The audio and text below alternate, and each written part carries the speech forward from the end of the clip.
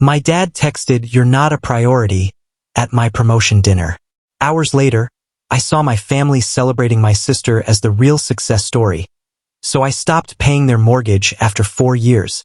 I'm 31M, and for the last 4 years, I had been the financial backbone of my family. Every unexpected expense, every crisis, every mortgage payment, they all came to me.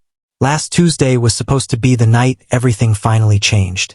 After years of 80-hour weeks, I had earned the promotion I had been chasing, senior vice president at 31.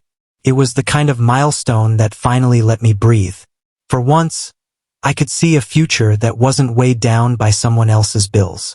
I wanted to celebrate with the people I had sacrificed so much for, my family. I booked a table at the best steakhouse in town, sent a family group text 3 days in advance, and even offered to cover everyone's meals. Their responses seemed excited and positive, so I walked into that restaurant thinking it would be a night I'd never forget. I was right, but for all the wrong reasons.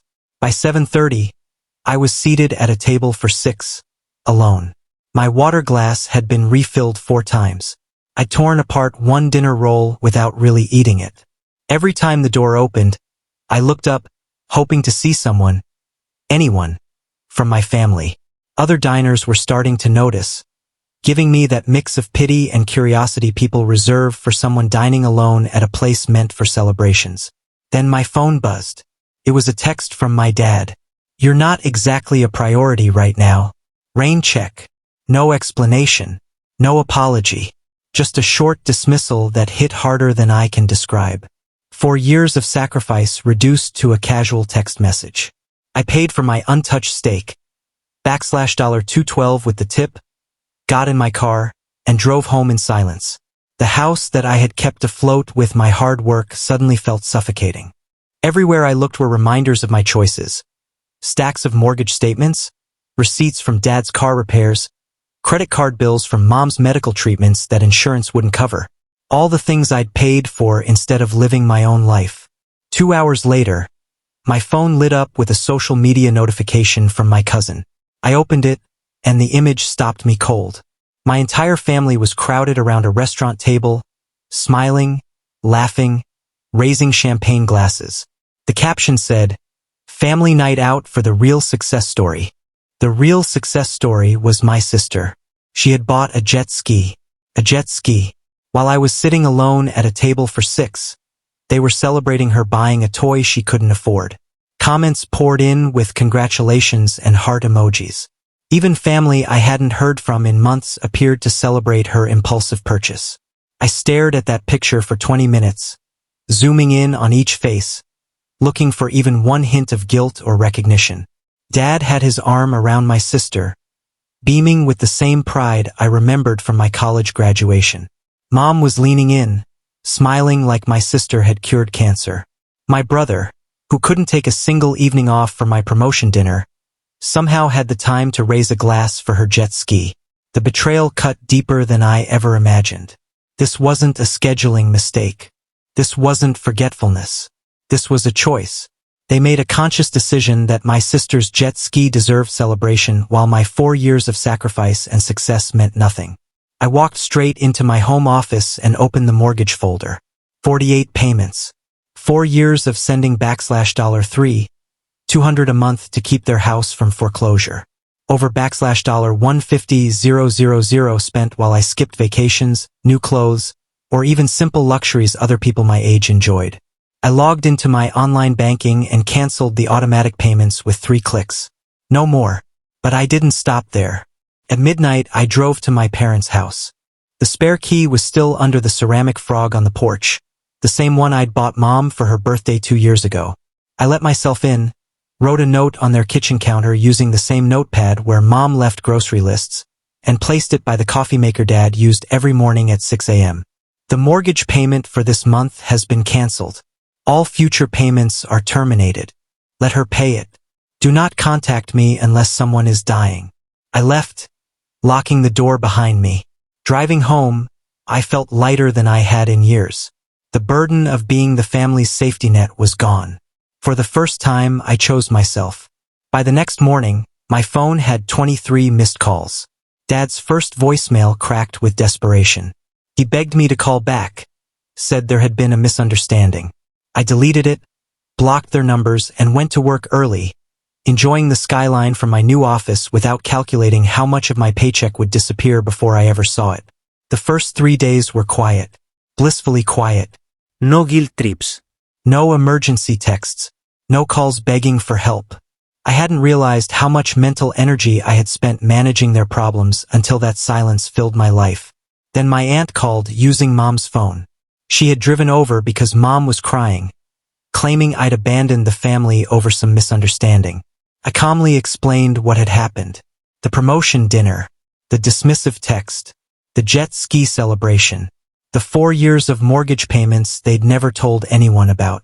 My aunt went silent for a long time before finally saying she had no idea. No one in the extended family knew. To them, my parents seemed financially stable, and my sister looked like she was great at saving money.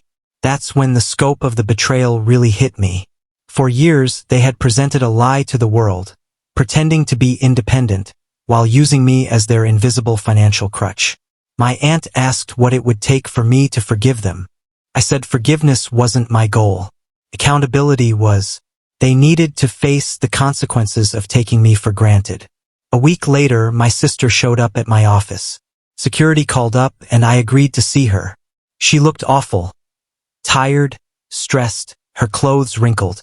She had driven 3 hours because the house was in chaos. Dad was scrambling for loans. Mom had picked up extra shifts for the first time in years, and the jet ski was already up for sale at a huge loss. But the worst part for her was realizing the truth, that I had been paying their mortgage all this time. She admitted she had never questioned how Dad could afford to retire early or how Mom could work part-time. She apologized, and for once it felt real. But I told her genuine regret didn't erase 4 years of exploitation. 2 weeks after I ended the payments, Dad called from an unknown number. He wanted to meet for coffee. Against my better judgment, I agreed. He looked like he had aged 5 years in 2 weeks. Gray hair, slumped shoulders. At first, he offered excuses. Work stress, Mom's health, my sister's fragile happiness. He danced around the real issue until I asked him directly if he thought it was okay to text me that I wasn't a priority while celebrating my sister's jet ski. That question broke something in him. He finally admitted they knew about my dinner but chose her celebration because my success felt secure, and hers felt temporary. I told him that logic was exactly why I stopped. For years of unconditional help had turned into expectation, and they had repaid it with dismissal and betrayal. I said I didn't know if the relationship could be fixed, but if it ever was, it would start with them standing on their own 2 feet and showing that family loyalty works both ways. 3 months later, they managed to refinance the mortgage at a higher interest rate. Dad went back to work part-time. Mom increased her hours. My sister sold the jet ski and moved home to help with expenses. They lost luxuries, cable, eating out, a cleaning service, but they didn't lose the house. My relationship with them is still distant. My sister continues to apologize and seems genuinely changed. My parents talk to me only occasionally through my aunt. And for the first time in years, I am living for myself. I'm saving money, dating someone who knows nothing about the family drama, and finally free from the weight of being an unpaid lifeline. Sometimes I wonder if I was too harsh.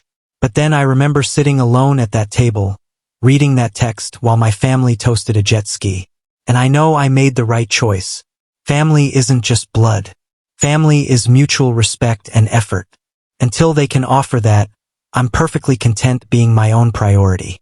In the months that followed, life began to feel like mine again. For the first time in years, my money stayed in my bank account, untouched by someone else's problems. The mental weight I hadn't even realized I carried was suddenly gone. No more late-night calls about overdue bills. No more quietly transferring thousands just to keep the family house safe. I started building savings, planning trips, and thinking about my own future instead of constantly bailing out everyone else. 3 months after cutting them off, my parents finally managed to refinance the mortgage, though the new payments were higher. Dad went back to work part-time, and Mom picked up extra shifts at her job.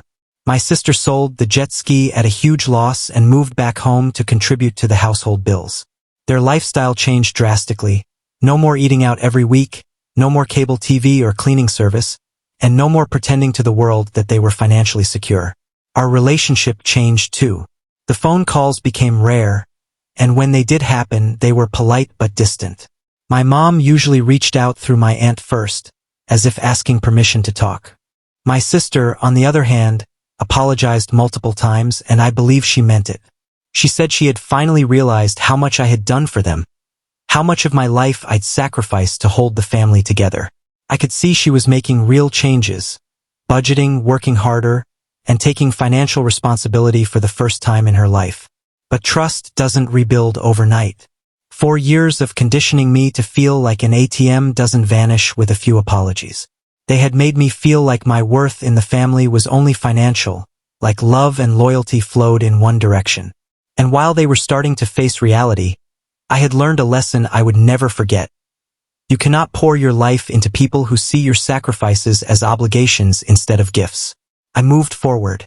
I started dating someone new, someone who knew nothing about the family drama and saw me as a person, not a safety net. My career thrived after the promotion, and the money I once used to protect everyone else's comfort now went toward building my own future.